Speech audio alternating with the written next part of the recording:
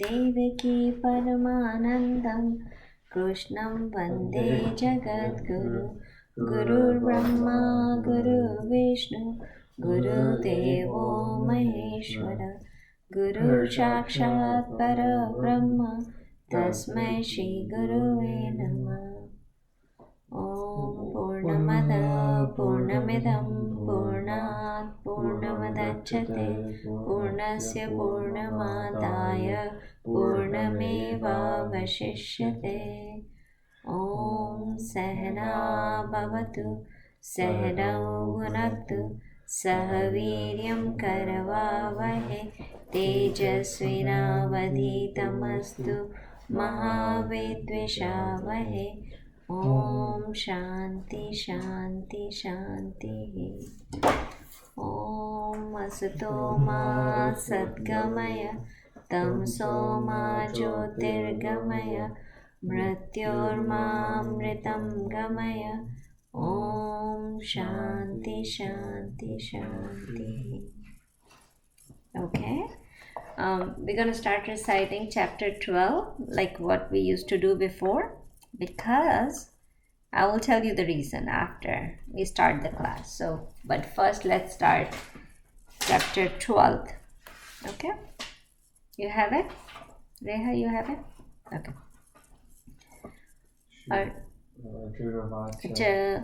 एवं युक्ता ये भक्तास्तां पर्युपासते ये चापक्षरव्यक्तं तेषां योगवित्तमा। श्रीभगवानुवाच मय्यावेशमनो ये मां नित्ययुक्ता उपासते श्रद्धया पर्योपेत ते मे युक्ततमा मतात्। ये त्वक्षरं निर्देशम् अव्यक्तं पर्युपासते सर्वत्र गमचिन्त्यं च कूटस्थं अचलं ध्रुवं संयम्येन्द्रियग्रामं सर्वत्र समबुद्धये ते प्राप्नुवन्ति मामेव सर्वभूतहिते रतः। क्लेशोऽधिकरस्तेषाम् अव्यक्तं सत्त्वचेतसम् अव्यक्ता हि गतिर्दुःखं देहवर्तिर्वाप्यते। ये तु सर्वाणि कर्माणि मयि सन्न्यस्य मत्परा अनन्येनैव योगेन मां ध्यायन्त उपासते तेषामहं समुद्धार्ता मृत्युसंसारसागरात् वमामि अचिरपार्थ मय्याश्रितचेतसां। मय्येवामनादस्त्व मयि बुद्धिं निवेशय निवर्तिष्यसि मय्येव अथ ऊर्ध्वं न संशय। अथ चित्तं समाधातु न शक्नोषि मयि स्थिर अभ्यासे योगेन ततो मां पृच्छन्तु धनञ्जय।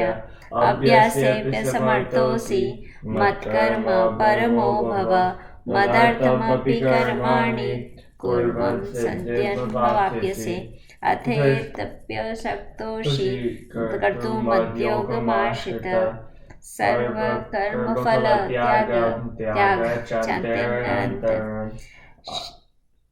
नवराजा सर्वकर्मफलत्यागं ततः कुरु यथात्मवान्। श्रेयो हि ज्ञानाभ्यास ज्ञानात् ध्यानात् विशिष्यते ध्यानात् कर्मफलत्याग त्यागच्छन्ति निरन्तरम्। अद्वेष्टः सर्वभूतानां मैत्रः करुण एव च निर्ममो निरहङ्कारः समयुक्तः सततं योगी यथात्मा मय्यर्पितर्मनो बुद्धिर्यो मद्भक्तः स मे प्रियः। यस्मान्नो द्विजते लोको लोकानो द्विजते च यः हर्षमर्षोदयोदेगिर्मुक्तो यः स च मे प्रियः।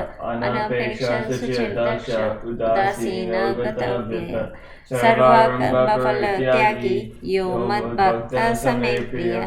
यो न द्वेष्टि न द्वेष्टि न शोचति न काङ्क्षति शुभाशुभपरित्यागी भक्तिमान्ये स मे प्रियः। समशत्रौ च मित्रे च तथा मानापमानयो शीतोष्णसुखदुःखेषु समसङ्गविवर्जितः। तुल्यनिन्द्रास्तुतिर्मौनी Santishta yena Kenachit kenachit Aniketa Aniketa Dharma Dharmatir Bhaktiman me Priyonara Yetu Yetu Dharmanathamedam Dharmamitamidam Yatoktam Yatoktam Paryupasate Paryupasate Shraddhadanam Shraddhadanam Madparma Madvarva Bhaktaste Bhaktaste Devrime Devrame Priya Priya Om Om Tattva Tatsaditi Srimad Srimad Bhagavad Bhagavad Gita Gita Su Upnishashu Brahma Vidyayam Yoga Shastre Shri Shri Krishna Krishna Arjun Samvada Samvade Bhakti Bhakti Yogo Yogo Nama Nama Dvadasho Dvadasho Adhyaya Krishna Arpanamastu. Okay guys, so let's start back, come back. So you know how many chapters we have finished in Gita so far? 1 to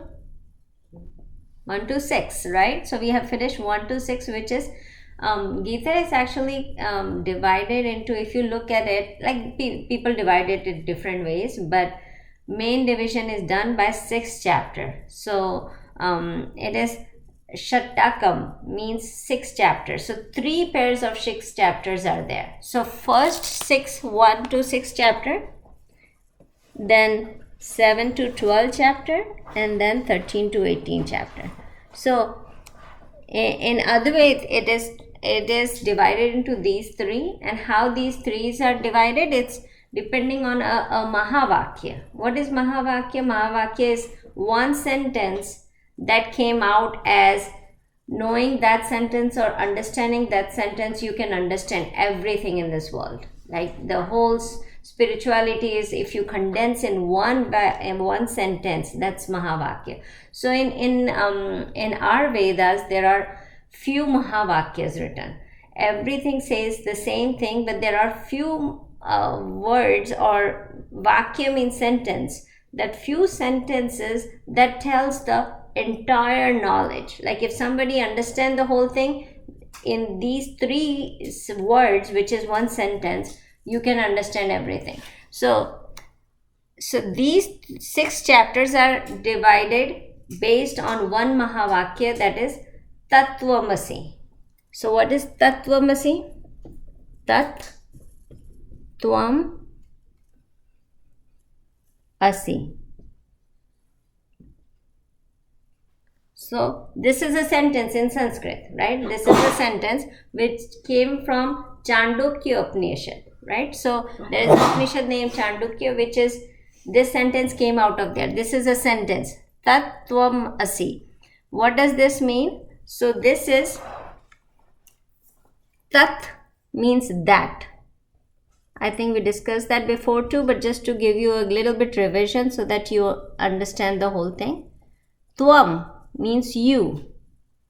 Asi means, Asi, if you actually take the word name, Asi means that's what it is, right? It is, but here with reference to what they are trying to say, Tat, you, Asi means art.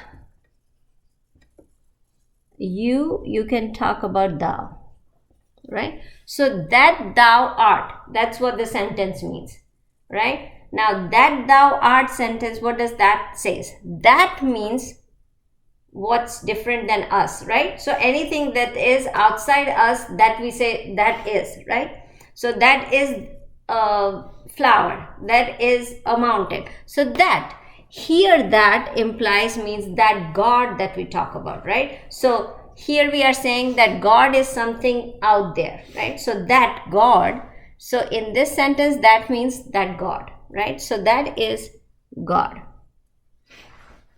right? Tvam means you, right? So ourself, we are talking about here. Tvam means ourself, thou, you, so that means you, right? Art means what is the relationship between them. Art means that is, but I will tell you that how art means, that who is there and that you are, they both are same. That's what it is saying. That and you are same. That means Tattva Asi, right? Whoever that is and who you are, they both are same. Now, why we say that these 3 chapters are these three division of Gita's chapter 1 to 6, 7 to 12 and 13 to 18 are divided based on this sentence. So the first 6 chapter, what we study, think about it. What did we study in first 6 chapters? Did we study that? Means did we study about the God? Did we study about thou? Means did we study about us?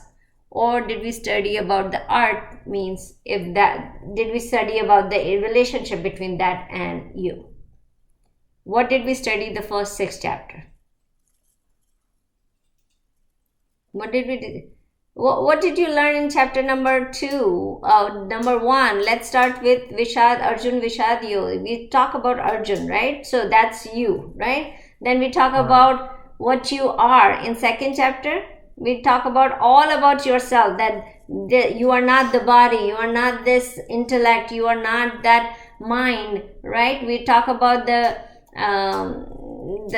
5 layers, right? You remember 5 layers of us, like there is a mind, there is a body. Then we discuss that we are not the body. Then we talk about, oh no, you are those thoughts that are coming, you are those thoughts. Then we said no, that we are not the thoughts, because thoughts keep changing, right? So we said, okay, we are not the thoughts. Then we said, oh, we are that intellect. Then we said, no, intellect also keep increasing or decreasing. We forget things. We know more and more. When we study another chapter of math, we get to know more, right? So intellect also keep changing. It's not stable. Then all these 5 sheets, we took them out, and then we realized, what are we?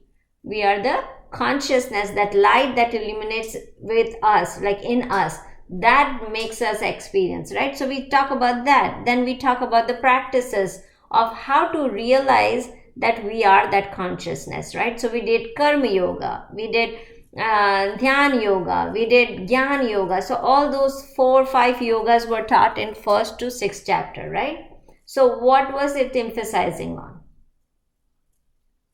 Was it emphasizing on tat, tvam, or asi? What was it emphasizing on? First 6th chapter.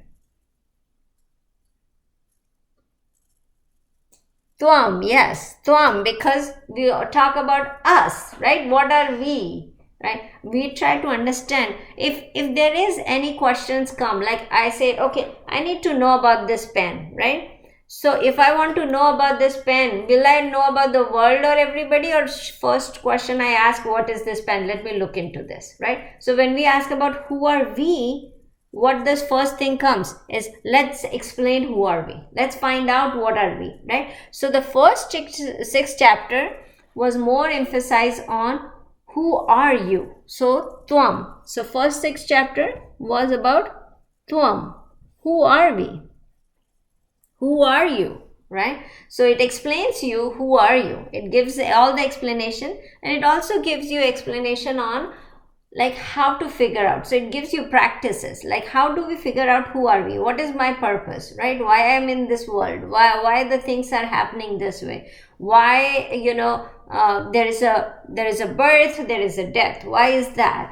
Why are we, going life after life? What are we trying to do here? What are we, let me see, I think somebody came in and...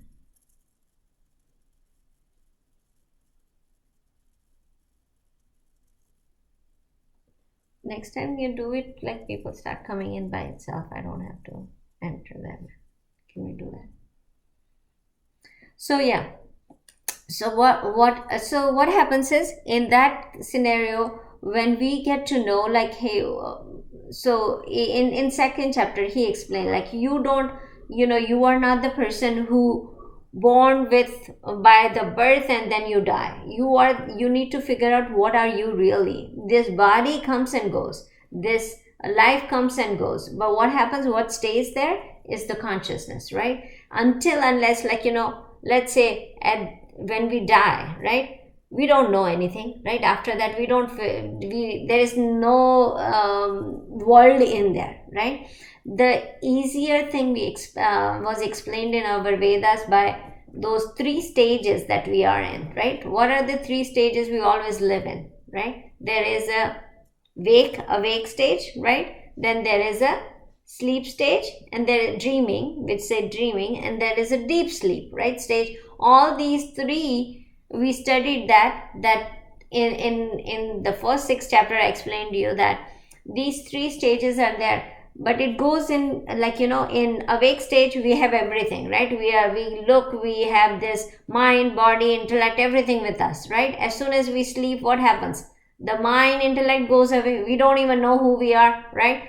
And there is the dream stage comes in, where we are dreaming, but then dream is projected by our mind, right? There is nothing. We see places and everything, but physically we are not there, so our body is not there, right? Only our mind stays in dream, right? Everything else goes away. Then deep sleep, mind goes away too, right? But we still know that we slept well, we had a deep sleep, we still know that there. So existence was there, right? Nothing else was there, but existence was there, right? So even if the body goes away, the mind goes away, what stays is the existence stays, right? So we got to know all that part in 1st to 6th chapter, right? But how to reach that point, how to realize that we are not this body, mind and intellect, then God gives us different practices, which was, first practice was what?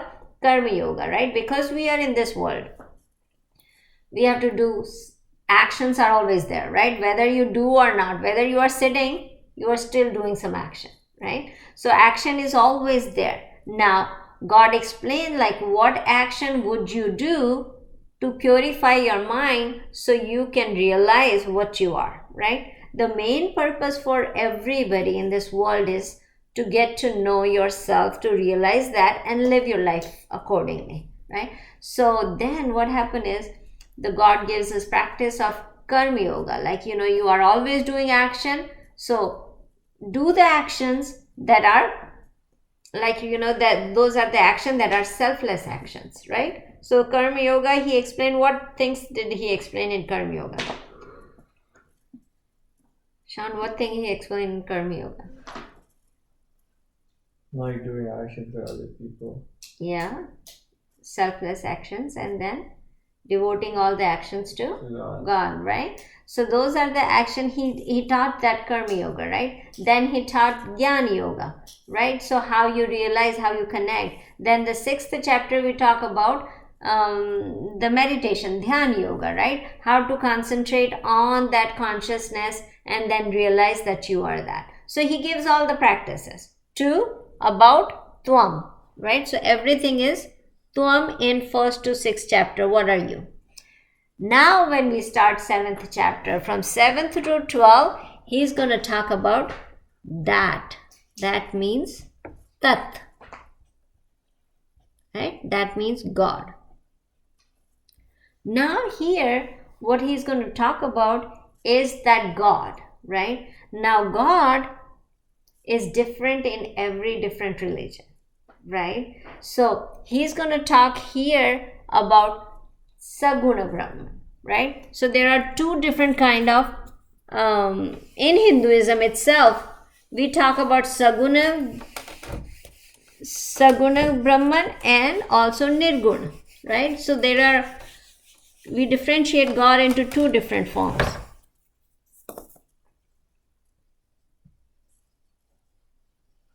Sagun God and Nirgun. Now tell me, anybody remember what is Sagun, what is Nirgun?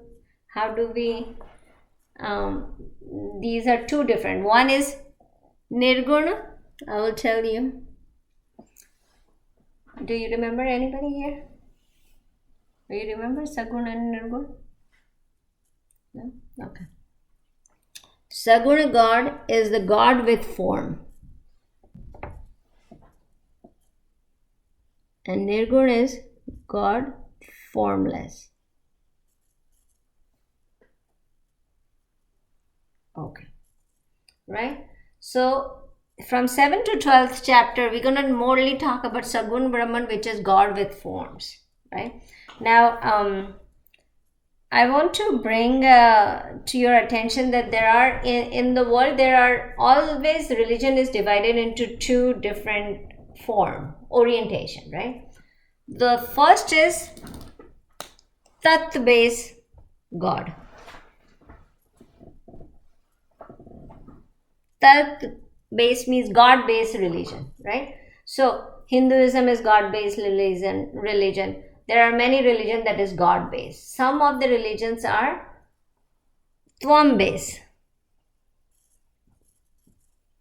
where it's your realization. There is no God in there, right? Like Jainism is there, Buddhism is there, right? So those ones, there is no God in there, right? And all the other religion are God-based religion, right?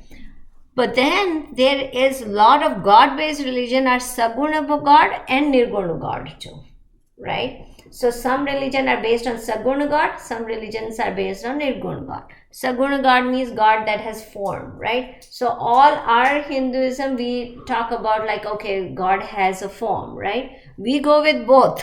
Actually, we have Nirguna and Saguna. God with form, Krishna, Shiva, Ganesh, we do form, right? We made the form and we talk about the form, we do worship the form, we do a lot of things with the form. So there is a form-based religion. Then we have also a religion which is Nirgun based. There is no form to God. So when we talk about consciousness, when we talk about Brahman, there is no form, right? So we talk about this God too and this God too, right? In some religion, there is only God that has a form, right? And there is some religion, there are no form God. Now you have to think about it. The base, broadly speaking, if you say theistic religion where there is a God, and non-theistic religion, there is no God. Polytheistic and monotheistic. Monotheistic and polytheistic, but there is another theistic that there is no God. Monotheistic is one form of God, right? Polytheistic means a lot of gods, and then there is a religion that doesn't have any God, right? So like Buddhism, even if you look at it now, Buddhism and Jainism, there is no God, they say. Still, they put the statue of Buddha, right, and worship on that. In Jainism, they put the statue as Mahavir and they worship them. So if you look at it, that we talk about it, that there is no Nirgun God, right? In a lot of fight between religion, if you look into it,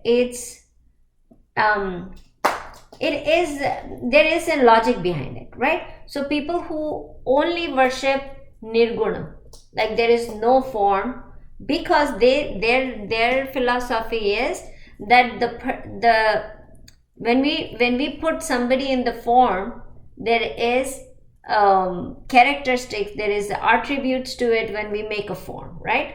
When we make a form, what happens in that case? When we say there is no birth and no death, but if we make a form, then there is a creation.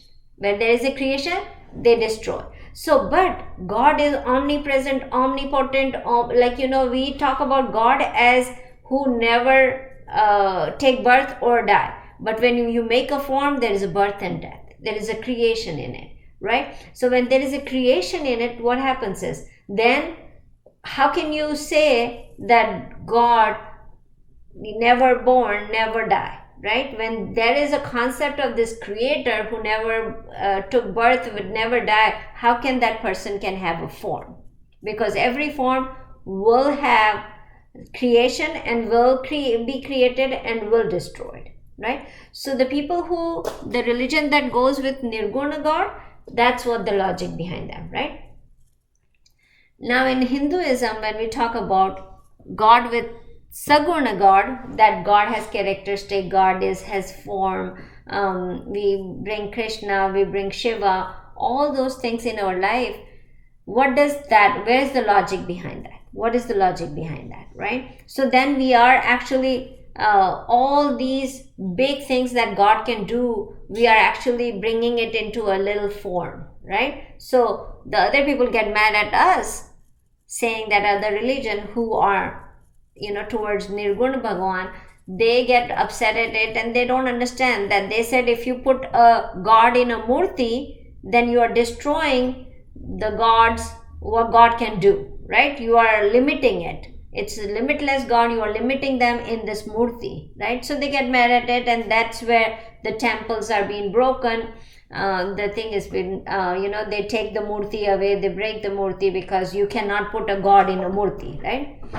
So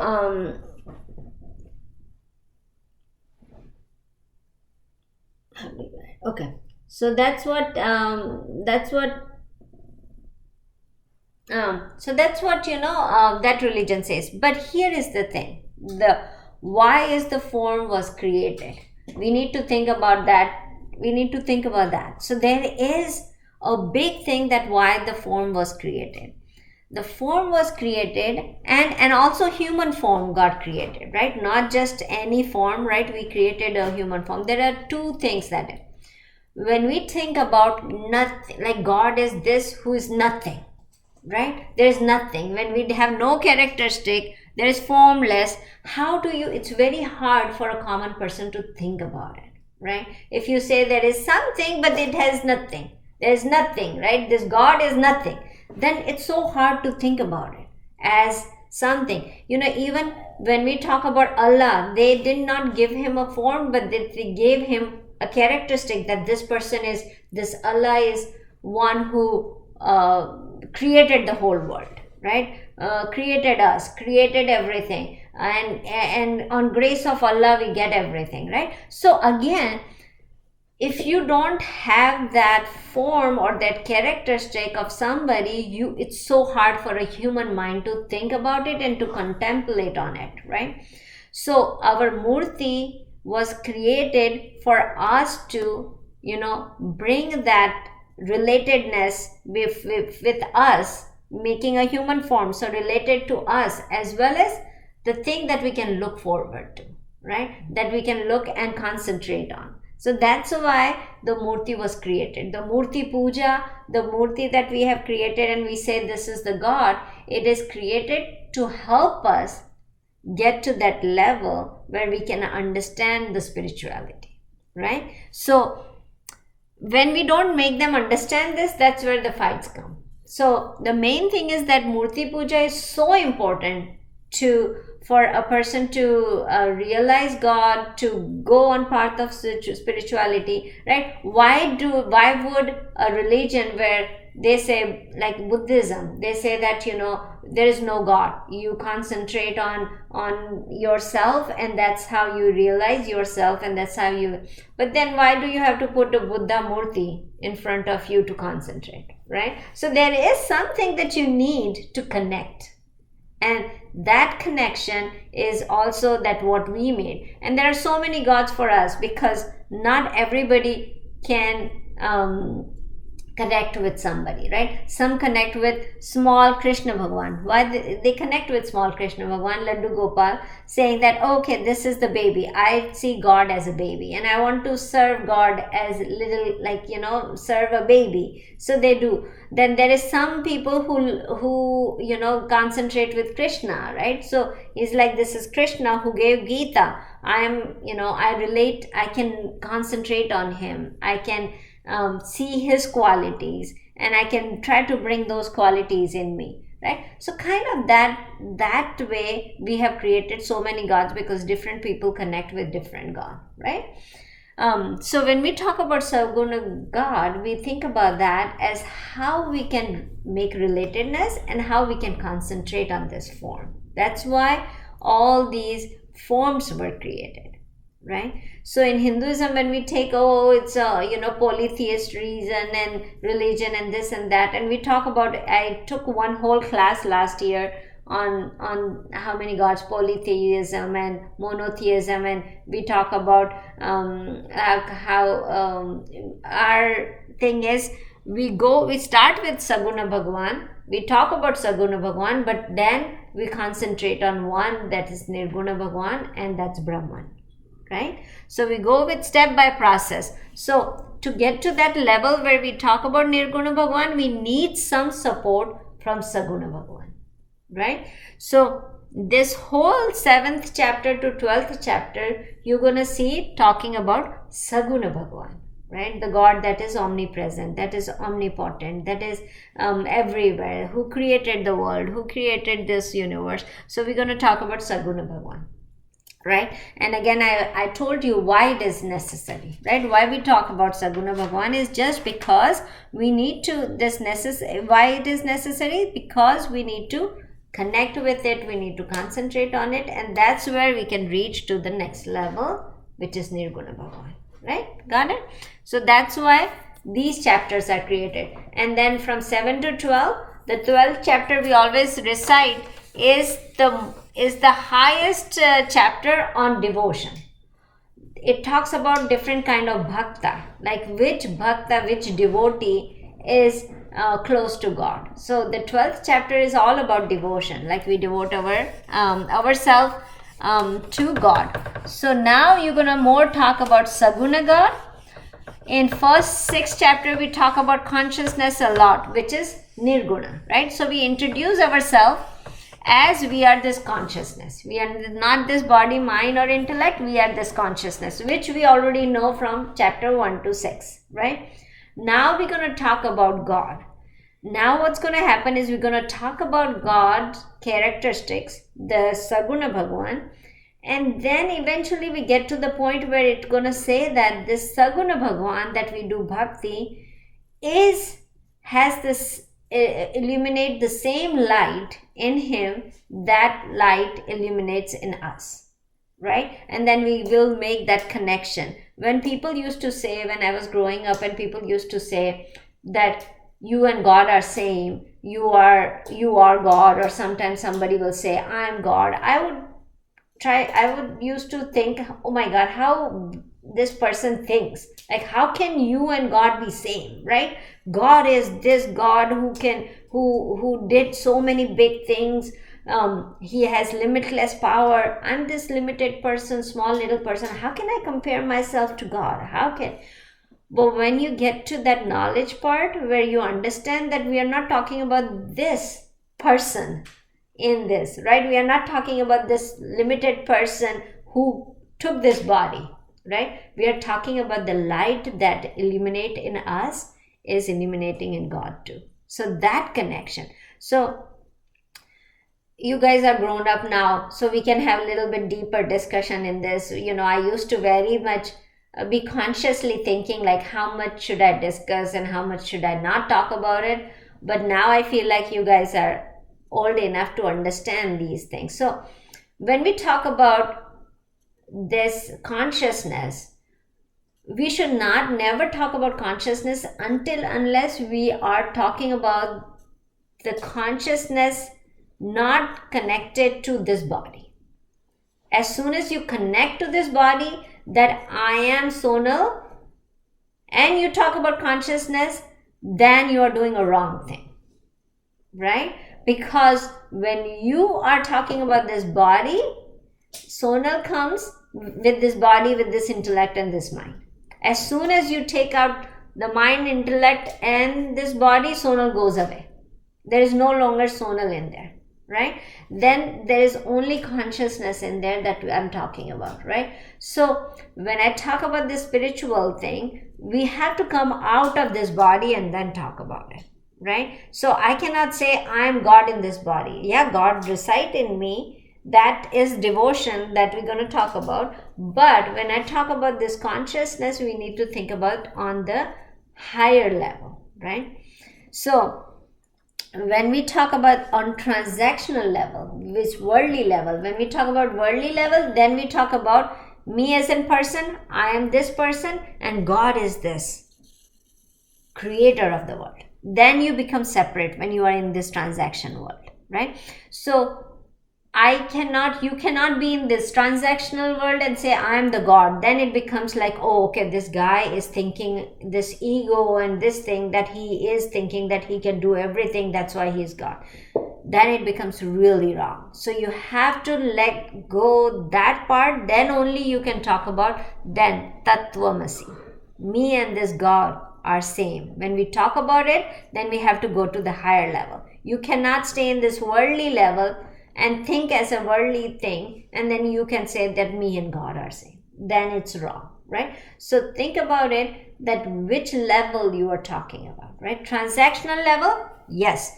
What happens in transactional level? I am this Sono, there is a God out there who created me, who created this body, who created this world, right? So if you cannot reach to that higher level, don't talk about it. Then you stay with bhakti level. Like I am this little person and there is God.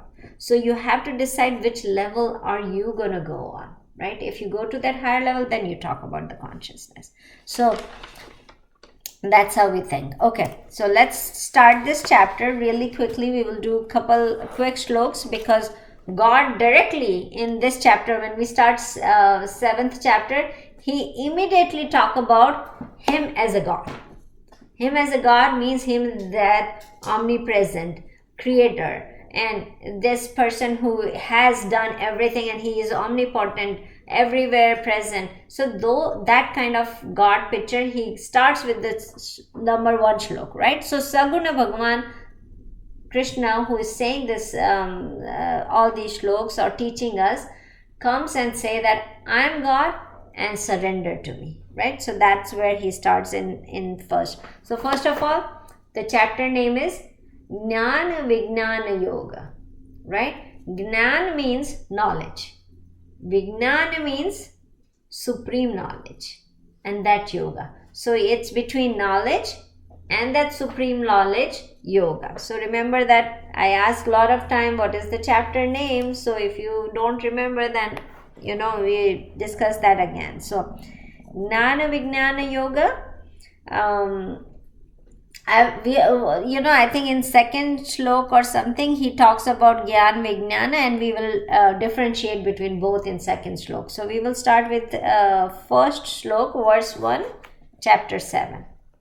You guys have that in front of you? Okay. So chapter 7, verse 1. Anybody wants to read it? Anybody? Reha, Alia, you want to read it? Or next? I can. You can? Okay, let's do. Shri Bhagwan Vacha Shri Bhagwan Uvacha Maya Sakta Mana Partha Maya Sakta Mana Partha Yogam Yunyan Madashraya Yogam Yunjanmadashaya Asanshayam Samagramam Asanchayam Samagramam Yatanya Yasitachano Yathagnyasya Sitratshunu. Very good. Shri Bhagwan Uvacha Maya Saktamana Partham Yogam Yunjandamashayam Asanshayam Samagramam Yathagnyasya Tachunu. Very nice slok where he says everything, and let's actually get the words meaning. Maya means to me, right? Maya Saktamana. So Maya to me, mind attached. So Maya Saktamana means mind attached to me, right? Partha. Anybody remember Partha? What was the meaning of Partha? Arjun, yeah. So Partha is Arjun, son of Partha. Partha is the dad of Arjun. So son of Partha. Yogam means the practices, self-realization practice that we do. Not practice, but yoga that we do, right? The yogam, this is, when we talk about this, it's self-realization, right? God realization and self-realization. Yunjanma means practicing, right? Then Madashriya means in consciousness. So self-realization in consciousness, if you do that practice, right? And the first he said, mind attached to me. Asanshaya. Raja, don't write the meaning of it, because that meaning will be little different than so you know. Yeah, I know. Okay. Asanshayam means without doubt. No sanshaya. Sanshaya means doubt. Asanshaya means without doubt. Samgram means completely, right? Mam, me. Yatha means how. Jnanyasya means you can know that. Tat means that. Shunu means try to hear. So what he's trying to say in this verse is, if we put it together, so the God says, Arjun, now listen, how with the mind attached to me and practicing yoga with absolute dependency on me, means surrendering to me, you will know me, right? Then he says, the repository of all powers, strength and glory and other attributes, the universal soul is in entirely and without any shadows of doubt. You will get to know me, right? So what he is trying to say that if you devote, if you concentrate, do your yogas. Yogas is what? Karma yoga, Gyan yoga, Dhyan yoga. All those yogas, when you do, surrendering it to me, devoting it to me, attached to me, then what's going to happen is you will get to know me, who I am, right? So the first thing what he is saying here is that you have to attach to me, you have to surrender it to me, then you will get to know everything what you need to know, right? So you do yogas, all those yogas, he already taught us all 3 yogas in there, right? Now he is trying to teach us the last yoga. You remember the bhakti yoga, the devotion yoga. So we talk about the karma yoga, right, which is purification of mind. You remember from the first class? Purification of mind. Then Dhyan yoga, what was? Clarity of mind, right?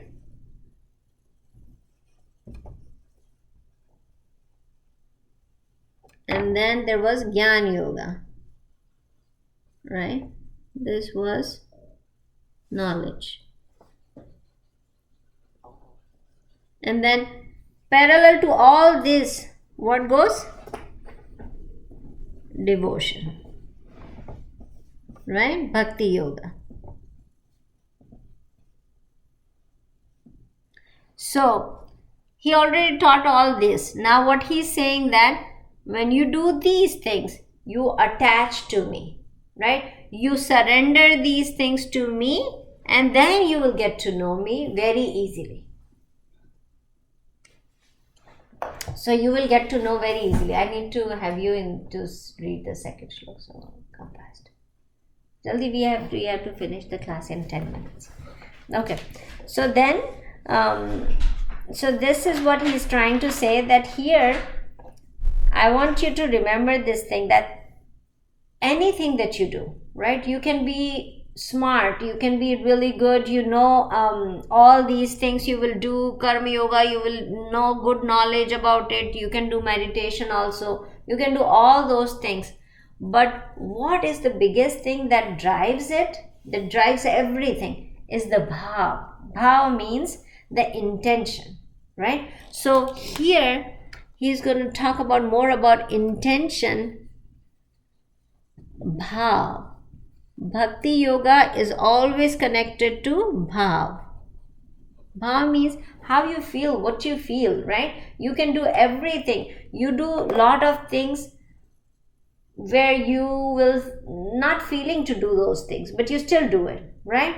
But your intent is that I don't want to do this, but I'm doing it. Sometimes, you know, your mom or, you know, somebody pushes you to do prayers, right? But you don't want to do it at that time, right? You don't want to sit there, or you want to do homework, but at that time you don't have feeling of doing homework, right? It becomes really hard at that time. That time frame goes really hard, right? When you are doing something that you don't want to do. So your bhav, your intent is not in there, right? And you are trying to do it. So that's really hard. So here, when you do anything, the bhav matters the most, right?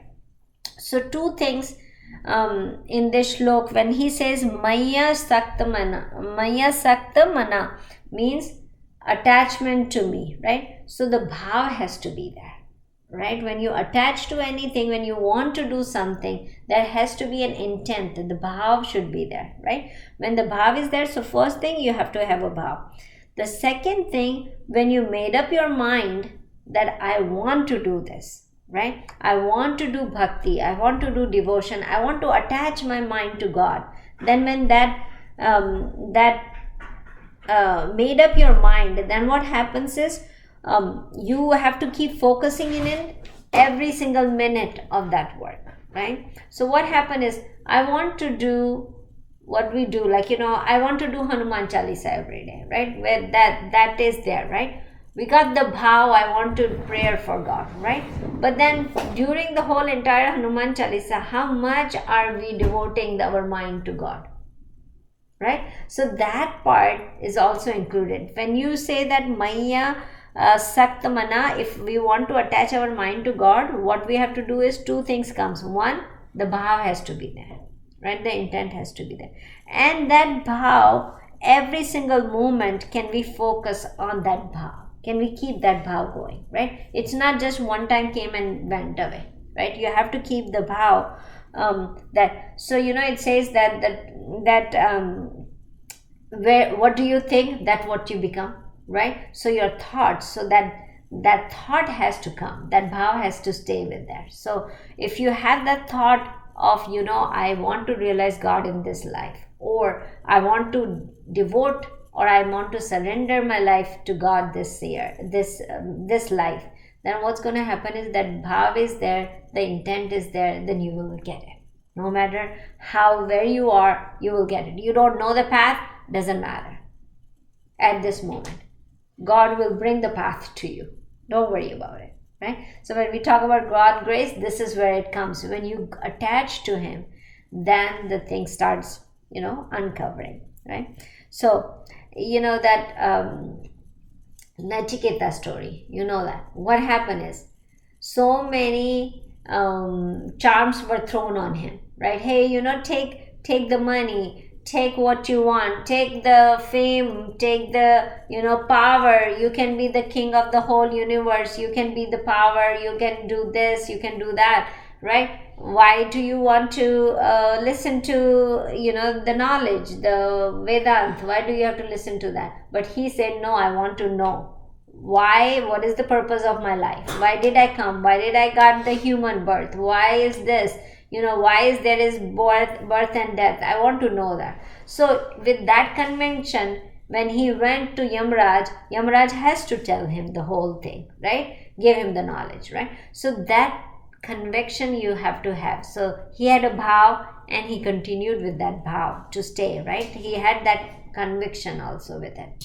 So those two things we have to have. So Maya Saktamana means we need to have these two things. Then Yoga Yunjit Madashram means is practice needed, right? Now you have a bhav, does the practice needed, right? All these practice, Karma Yoga, Gyan Yoga, Dhyan Yoga, all these worship that we sing, all these stotra that we sing, we do light diyas in the morning, in the evening we do prayer. Is that practice needed? Yes, it is needed, right? It is necessary. Why is it necessary, right? Because that's where I was saying that how you connect, right? When you connect when you connect to God, how do you connect? You cannot just, like, now I know there is a consciousness. I know that we are made of we are consciousness. We are not this body, mind and intellect. Why do I have to pray? Why do I have to practice these things? I know, right? Do you realize that? Do you live life according to that? Right? When a sorrow comes, when something happens, when you are sad that a friend stopped talking to you, or your teacher said something that was not according to you, or your mom said something that was really not according to you, did you not feel sorrow? If you would be at that level that you don't need to practice, the sorrow should not come.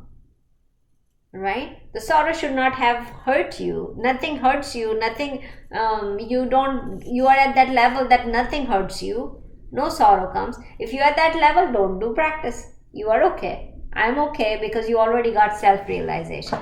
But if you go up and down in the world, their sorrow comes, a big happiness comes, your whole system changes if somebody doesn't talk to you, or if somebody says something to you, or somebody did something to you, your whole world compels.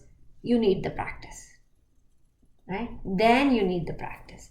You do know, you have the knowledge, but you did not realize it, right? So is the practice needed? When God says yoga yunjan madashraya, you need the practice. Yes, you need the practice, right? I need the practice, you need the practice. Until we don't get to that level where we are at that nothing, two opposite comes in our life, it doesn't impact us, then you don't need the practice, right? At this moment we need the practice. And then what he says that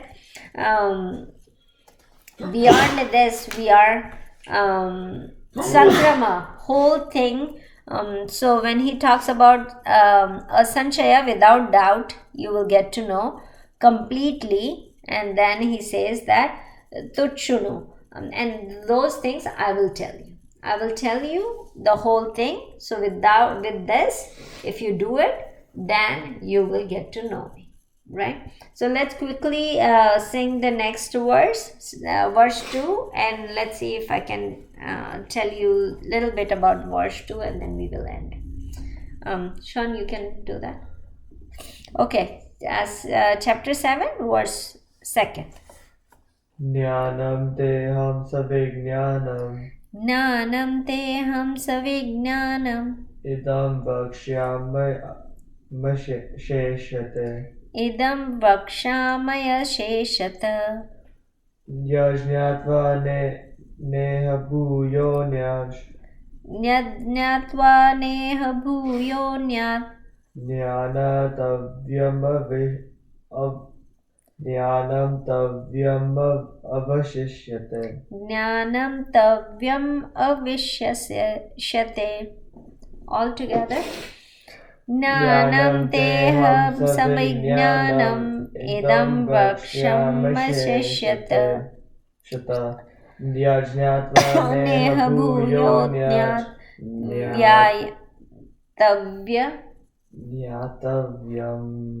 Nyatavyam vashishyate. Okay. So this shlok, let's talk about the word meaning first, and then I will tell you the thing. So jnana, knowledge, right? Teha, on to you.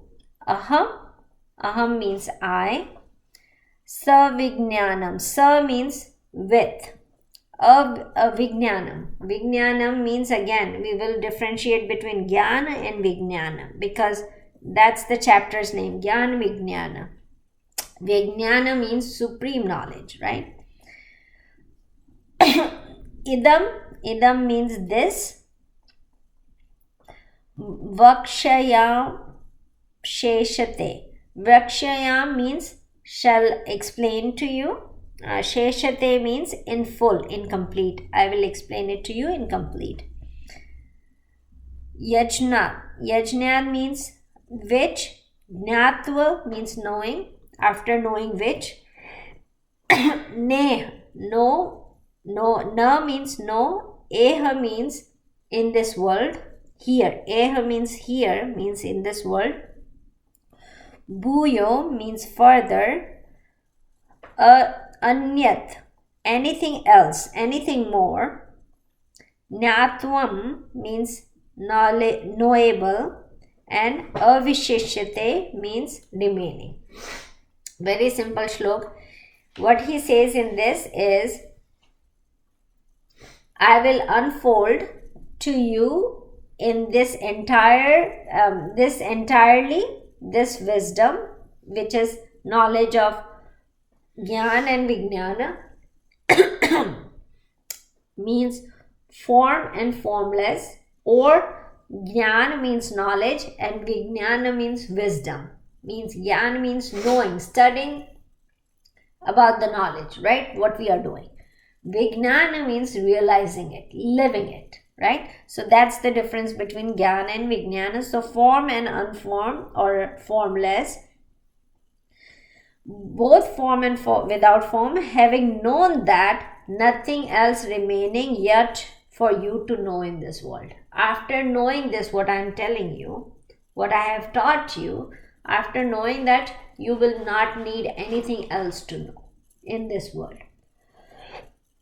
So first question comes as a student, if I study this Gita, I don't have to study math. No, you still have to study the math. That's in your transactional world, right? So you still have to study the math. But here he differentiates between Jnana and Vijnana. He talks about two knowledges in here, right? And after knowing this and this, both, you don't need to know anything else in this world, right? So Jnana is the scriptures. So what happens is, a lot of students talk about that oh, I study this trigonometry, when I'm going to use this in my life.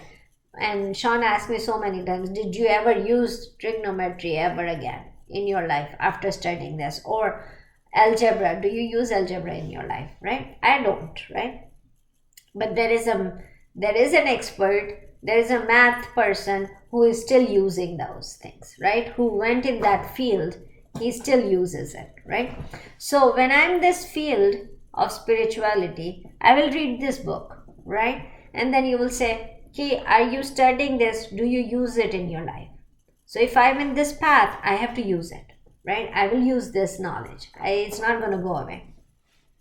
But if I'm not on the spirituality path, will I use this knowledge? No, I'm not, right? I'm not going to use it. So that math person who studied the math, but he did not take that stream, keep going in math, he's not going to use that math again, right?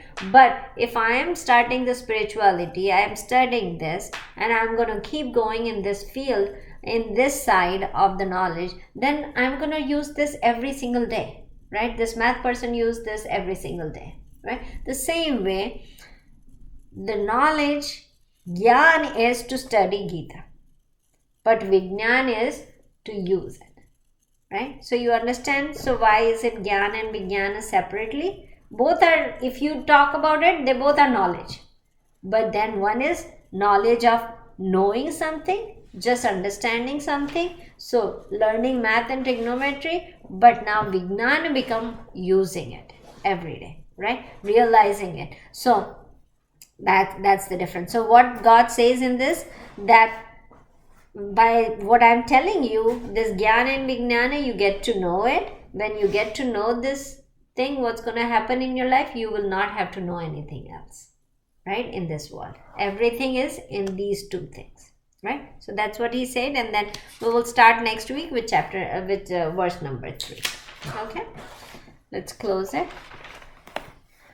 Vasudeva Sutan Devam Kamshajanuramardanam Devaki Manandam Krishnam Vande Jagadguru Guru Brahma Guru Vishnu Guru Devo Maheshwara Guru Sakshat Parabrahma Tasmai Shri Guru Krishna Arpanamastu.